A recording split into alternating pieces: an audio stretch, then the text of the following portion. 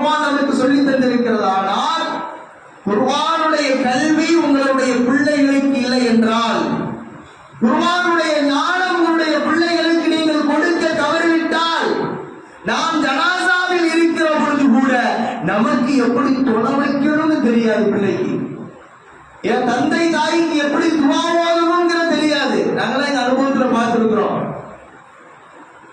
என்னன்னா வந்து ஜனாசா வரும்பொழுது முதல் உரிமை யாருக்கு? அவங்க பிள்ளைகளுக்கு. இரத்த பந்த உறவுகள் தொலை வைக்க தெரியுமான்னு கேட்டவனே சரி வந்து அல்லாஹ் அக்பர் தக்பீர் கேட்டு 4-5 தக்பீர்லாம் பிஸ்மில்லாஹ் போயிருக்கு ஜனாசா தொழுகையில.